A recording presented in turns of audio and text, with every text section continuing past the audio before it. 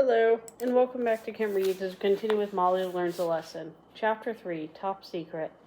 The garage was cold, especially compared to the warm kitchen. It was dark, too, because the only light from the door at one end of the storage room and a window at the other end. The girls couldn't stand up straight except in the very middle of the storage room because the ceiling was sloped just like the sides of a tent. The storage room smelled of dust, mothballs, and dried up paper. It was filled with things waiting to be fixed up, thrown out, or needed again. There was a big trunk with one latch broken, boxes full of books and games with pieces missing, a tarnished tennis trophy, a chest of drawers with a mirror on top that made you look green and speckled, a box labeled curtains too short, and a roll-top desk with no drawers. Everything looked ghostly because everything was covered with a gray blanket of dust. The girl had pushed two love seats together face-to-face right on the window. The love seats were not very comfortable because the springs and padding had fallen out of the bottom of them, but they had high curved backs, so when they were pushed together they made sort of a boat that floated in the dusty sea. Linda climbed aboard first. Knitting, she groaned. I'm going to be terrible at this project. I hate knitting. Everything I knitted ever came out looked like a chewed piece of string. Well, I think knitting is fun, said Susan, and socks are cute. Have you ever knitted a sock? Asked Molly. Well, no, said Susan. I've seen people do it. Yeah, well, it's hard, said Molly. I've watched Mrs. Guilford do it. You have to use these 3 needles sometimes and count stitches and purl and turn the heel and lots of other complicated things. Susan looked at Molly for a while. I bet you don't like it just because it's Allison's idea, she said. You're just jealous because Allison won the multiplication bee and Miss Campbell gave her the gold badge today, and you did the worst of anybody. That's not true, said Molly. It is too. It is not. It is too. Cut it out, said Linda. It doesn't matter whose idea it is. I still can't knit. I think we should do another project, said Molly. We can't, said Susan. All the girls are doing socks. It's our lend a hand project. Miss Campbell would be mad at us. Everyone would be mad at us if we didn't do socks. Listen, said Molly, these girls are crazy if they think they can each knit even one pair of socks by Monday. They can't possibly do it. The whole 3rd grade will look terrible. They'll be grateful to us if we do another project. Miss Campbell will be proud of us. Susan was doubtful. Well, I don't know. Look, you want to win the contest, don't you? Yes, but, well, believe me, there's no way the 3rd grade girls can ever win by knitting socks. It's up to us. We have to do another project and win the contest for the 3rd grade girls. Molly was firm. You make it sound so easy to win, said Linda. What other project can we do that wouldn't be so great? Build a fighter plane or something? Susan giggled. We could become spies and go on a mission and steal top secret information from the enemy. Hey, said Molly, that's it. We could sort of be secret agents.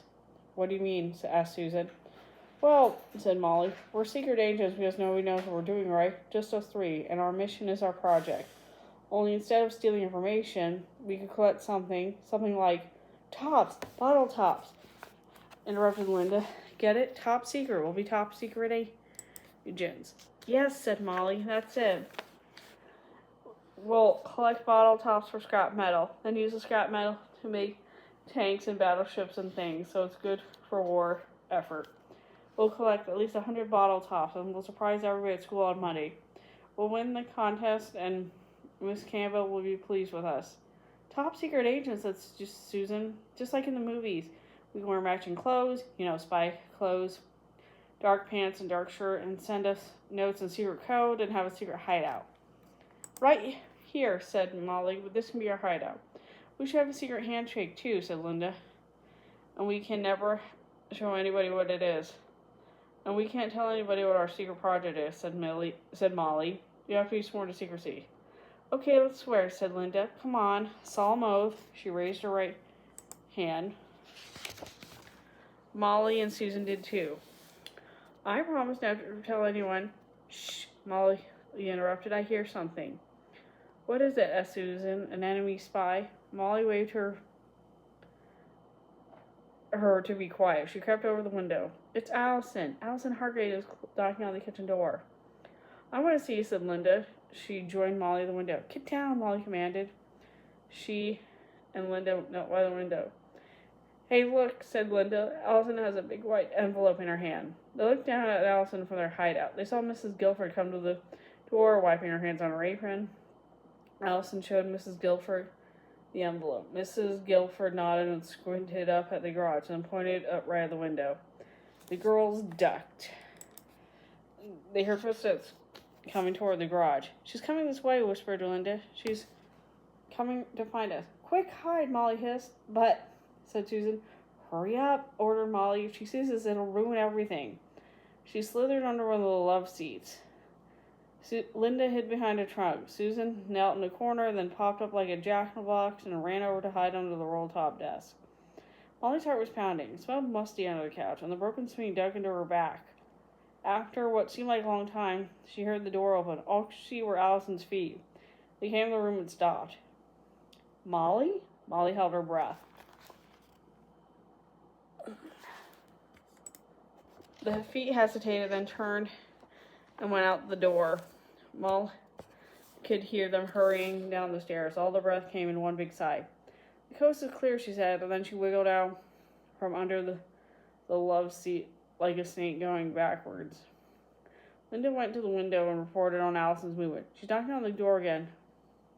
Wait, no, she isn't. She's not knocking. She's just leaving the envelope stuck in the doorknob. I guess she's scared to talk to Mrs. Guilford again. Now she's running away down the driveway. Linda turned away from the window. She's gone. Well, I don't see why we had to hide, huffed Susan. She's had dust in her hair and dirt streaked across the back of her coat. It's only Allison. Allison's our friend, but she's not a top-secret agent, Molly explained. If she saw us up here and asked what we're doing, I'm pretty sure our whole secret project won't be secret anymore. It wouldn't be a surprise. It wouldn't be anything at all. And we'd just be like everyone else. Remember, we promised to keep it a secret. Come on, said Linda. Let's go. I can't wait to see what's in the envelope. She was already halfway out the door. Molly and Susan followed close behind in the chill November twilight. Mrs. Guilford had already turned on the light next to the kitchen door. The girls huddled under it as Molly opened it and pulled out a card. It's an invitation, she said. Ooh, let me see, said Susan. She stood on tiptoe and leaned over Molly's shoulder.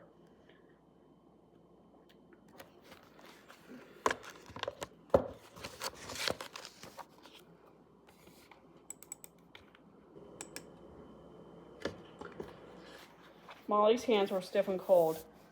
Susan took the invitation and held it under the light. Gee, that would be fun, she said. A knitting bee at Allison's house. Probably great refreshments, too, said Linda. Oh, I don't know, said Molly. I don't think it will be great. All they have to do is sit and knit and sit all day. I think we'll have more fun collecting bottle tops. Well, I want to go home and see if I got an invitation, said Susan. I'm cold, said Linda. I'm going home, too. Okay, said Molly. Meet you back here at 9 o'clock sharp tomorrow. Linda and Susan waved goodbye and hurried off in the gray night. Molly looked up at the invitation one more time, crumpled it up, put it in her coat pocket, and went inside. And that's the end of that chapter. See you later.